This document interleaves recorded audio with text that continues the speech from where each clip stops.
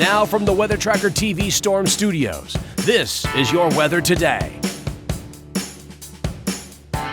Here's Chief Meteorologist William Cole. All right, folks, here we go now on this Back to Work Monday. And I tell you what, some folks out there have had a few sprinkles this morning. Other folks have had, well, some outright rain. Now, that is not going to last through the day. That's going to begin to dry up fairly quickly as we go through the morning. In fact, I'm anticipating a lot of bright sunshine this afternoon with the daytime high right around 70 here in the Metroplex. Now, we've got bigger fish to fry as we go through this work week as far as our weather forecast goes, especially Thursday. It's all about Thursday, the way it looks now, the opportunity of rainstorms and what appears to be some severe weather showing back up on my weather chart. So again, more on that coming up.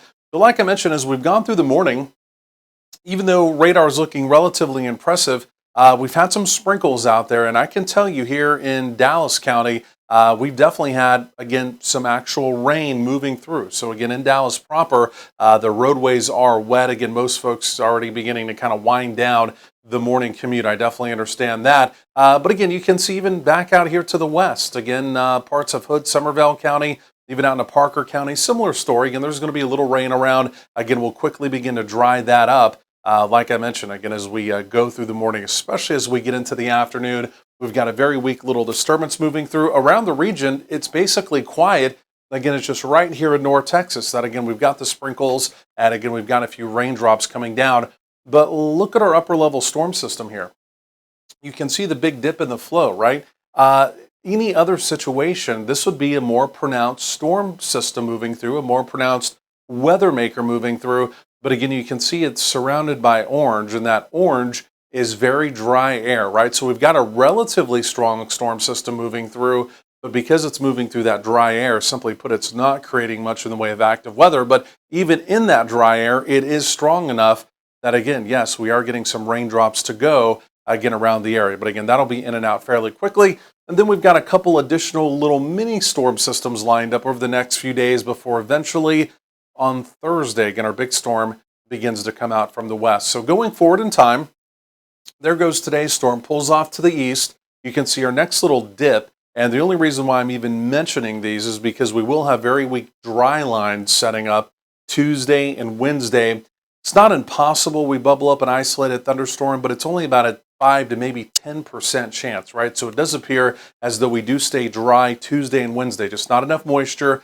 And again, simply put, the cap is also going to be relatively strong. But again, you see that donut hole forming there over my shoulder. That's going to be our storm system. One for Thursday, it's going to give us an opportunity of rain and storms. But because it becomes what we call a cutoff low, that's cut off from the main jet stream and stalls out across the desert southwest, it's going to send additional lobes of energy out through the Great Plains.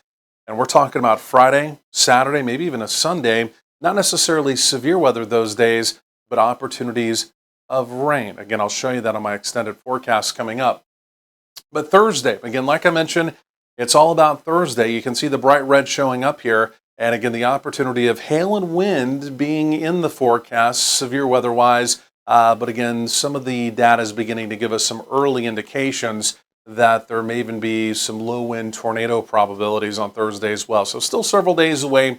Data's still a little bit murky, but we do want to keep you up to date on that, obviously, over the next few days. There goes the morning rain, a couple isolated showers. Again, notice how we do enjoy those sunny skies, though, as we go through the afternoon. Like I mentioned, we've got a very weak dry line. We'll be setting up Tuesday and Wednesday out to the west. But again, just looking at dew points, again, you can see the air mass is just bone dry, so no real opportunity of any development. Again, like I mentioned, on Tuesday or really on Wednesday, only about a 10% opportunity. There would be Thursday. You see the bright red showing up.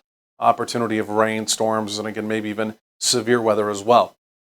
So again, today we'll be right around 70. Really just a great looking afternoon, again, after some of that morning showery activity around. There would be your Monday evening. Now, that doesn't look bad for this time of year. You can see we'll be easing through the 60s. Overnight, again, we'll call it generally chilly around the area.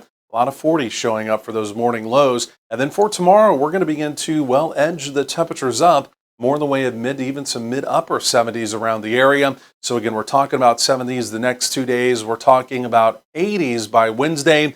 Likely opportunity of rain and storms Thursday, all eyes on Thursday. And then again, you can see lingering rain chances Friday, Saturday, maybe even into Sunday.